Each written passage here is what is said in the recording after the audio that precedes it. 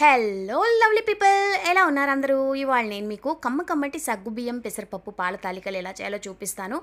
ఇవి చాలా టేస్టీగా ఉంటుందండి. ఈ పాయసం మీరు ఎప్పుడైనా సరే హెల్తీగా తినాలనుకుంటే ఈ పాయసం తప్పకుండా ట్రై చేయండి. చాలా కమ్మగా, చాలా టేస్టీగా ఉంటుంది. ఇది నేను చేసి మా ఫ్రెండ్స్ అందరికీ కూడా ఇచ్చాను. వాళ్ళందరికీ కూడా చాలా నచ్చిందనమాట. సో ఇది చేసుకోవడం కూడా చాలా చాలా ఈజీ. గబగబా వీడియోలోకి వెళ్ళిపోదాం. చకచకా చూసేయండి, టకటకా చేసేసుకోండి. మీకు కనుక నా వీడియోస్ యూస్ఫుల్గా ఉంటే తప్పకుండా నా ఛానల్కి సబ్స్క్రైబ్ చేసుకోండి. మీ ఫ్రెండ్స్కి, రిలేటివ్స్కి షేర్ చేయండి.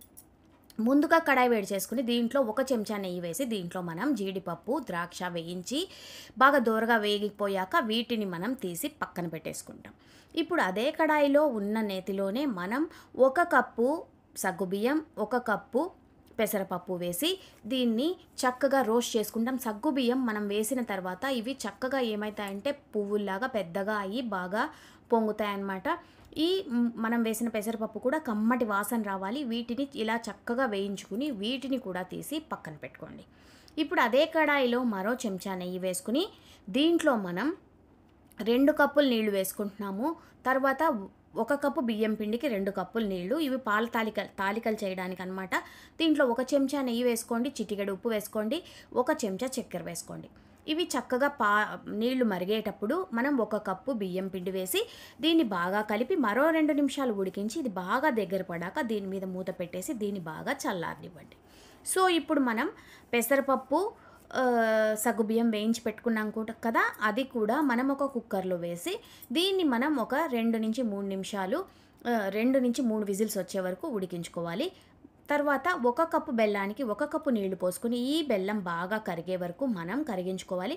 బెల్లం బాగా కరిగిపోయాక దీన్ని కూడా స్టవ్ ఆపేసి రెడీ చేసుకోండి.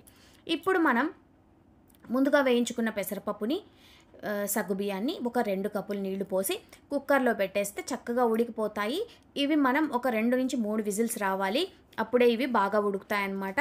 సో ఇవి కూడా మనం ఉడికించేసుకుని రెడీ చేసేసుకుందాం. ఇప్పుడు మనం చేసుకున్న బియ్యం పిండి చల్లారిపోయిందండి.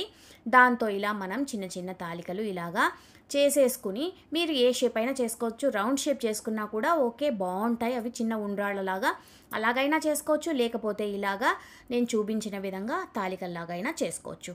ఇవి చేసుకుని మనం రెడీ చేసి పెట్టుకోవాలి. మొత్తం చూడండి ఇలా రెడీ చేసేసుకుని పక్కన పెట్టేసుకోండి.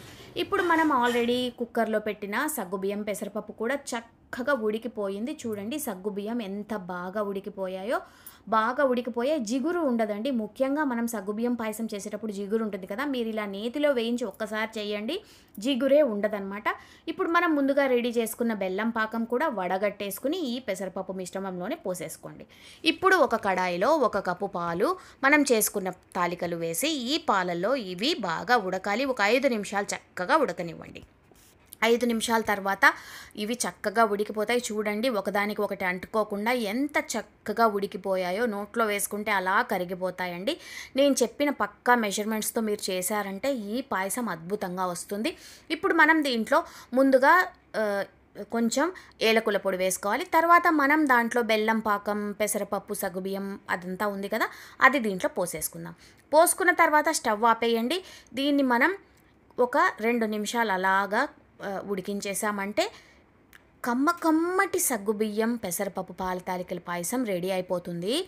దీంట్లో మనం ముందుగా వేయించి పెట్టుకున్న డ్రై ఫ్రూట్స్ అన్నీ, జీడిపప్పు, కిస్మిస్ వేయించి పెట్టుకున్నాం కదా నేతిలో, అవి దీంట్లో వేసేసి చక్కగా దేవుడికి నివేదించి మనం ఎంజాయ్ చేయడమే. చాలా టేస్టీగా ఉంటుంది. తప్పకుండా ట్రై చేయండి. ఎలా వచ్చిందో నాకైతే కమెంట్స్ పెట్టండి.